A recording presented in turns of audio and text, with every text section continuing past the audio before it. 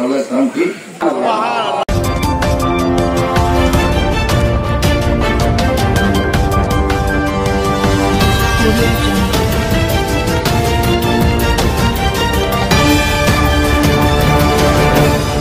ফটিকছড়ি উপজেলার বোসপুর থানাধীন হারওয়ালছড়ির আমানবাজার দুফারকিলেস্ত গাউসুল আজম মাইজভান্ডারী কদ্দাস সিরহুল আজিজ জামে মসজিদ ও আমানবাজার কবরস্থান উন্নয়ন পরিষদের আয়োজনে পবিত্র জশ্নে জুলুস ঈদে মিলাদুন্নবী সাল্লাল্লাহু আলাইহি সাল্লাম উপলক্ষে আজিমুশান ওয়াজ মাহফিল অনুষ্ঠিত হয়েছে।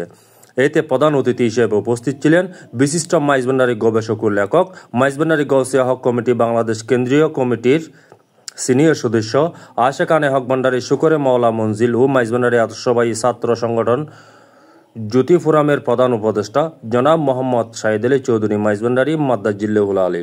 উক্ত মাহফিলে সভাপতিত্ব করেন গাউসুল আজম মাইজভান্ডারী জামে মসজিদ পরিচালনা কমিটির মোতাল্লি সভাপতি আহসানুল কবির চৌধুরী সাজ্জাদ।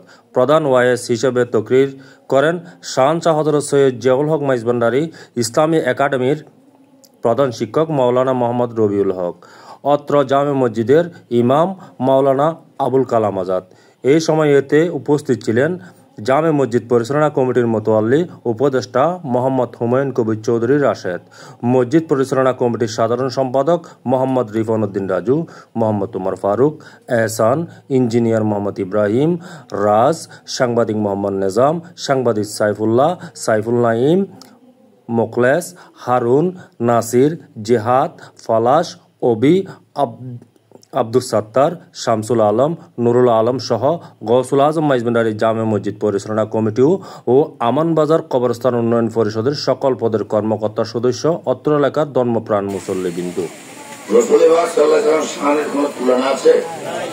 আমরা করি না।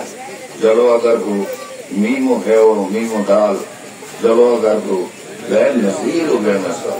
তাহলে ওখানে মেসাল দিতে গেলে আল্লাহর বিরুদ্ধে চারণ করলাম না। রাসূলুল্লাহ সাল্লাল্লাহু আলাইহি ওয়াসাল্লাম কোন তুলনা না হবে?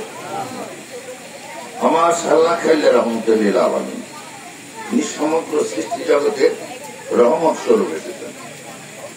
তিনি শুধু আমাদের জন্য নয়, আল্লাহর যা মখলুকাত আছে সমগ্র সৃষ্টি জগতে রহমত স্বরূপ আমাদের মাঝে এসেছেন। তাহলে তার রহমত থেকে কেউ কোন সৃষ্টি বঞ্চিত? আল্লাহর বলেছে সূরা মায়েদার 15 নম্বর আয়াত শরীফে আমাদেরকে জানাচ্ছেন তিনি কদ জাকুম মিনাল্লাহি নূরুন ওয়া কিতাবুম মুবিন। আল্লাহ বলছে তিনি নূর, আর আমরা যাই বলি কোনো কিছু হবে। কোরআন আমাদেরকে জানাচ্ছে যে আল্লাহ রাসূলুল্লাহ সাল্লাল্লাহু আলাইহি ওয়াসাল্লাম হচ্ছে নূর। এই কোরআনটা কার জবানে থেকে এসেছে? আমরা কোথা থেকে পেয়েছি? রাসূলুল্লাহ সাল্লাল্লাহু আলাইহি ওয়াসাল্লাম জবাব যারা বলতেন তাদের জবানে। তাহলে এই কোরআন আজকে 900 বছর ধরে আমরা সারা বিশ্বব্যাপী সবাই কোরআন তেলাওয়াত করছি না। এই কোরআন তেলাওয়াত করে একটা কেন বিভাজন? একটি মাত্র কারণ, এই কোরআনকে আমরা আমাদের রোজগারের উপায় হিসেবে গ্রহণ করি, কারণ এটার চেয়ে বড় ব্যবসা আর কিছু নাই।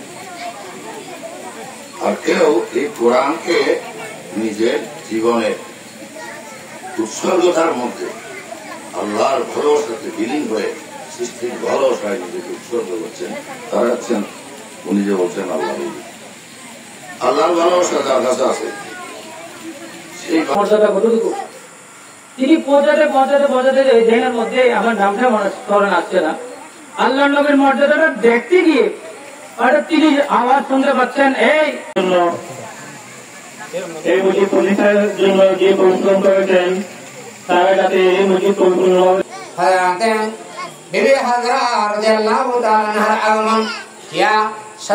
यसिन तोहा तुम्हार लोकब जानी, यसिन तोहा तुम्हार लोकब जानी, नम मोहम्मद मुर प्रेमेर राजधानी, नम मोहम्मद मुर प्रेमेर राजधानी, जिनम पे कुलमा खलुकत शोबे, जिनम पे कुलमा खलुकत शोबे।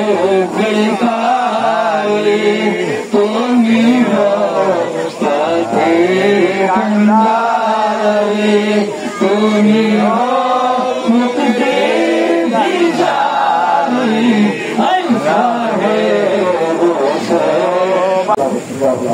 yang menjadi Allah, saya kalau sudah Allah, yang masih menjadi kawan sampai Allah, Rabbul Alamin, dia tinggal, kita tinggal, menjadi tinggal, menjadi lain Allah, ya itu kita mencoba.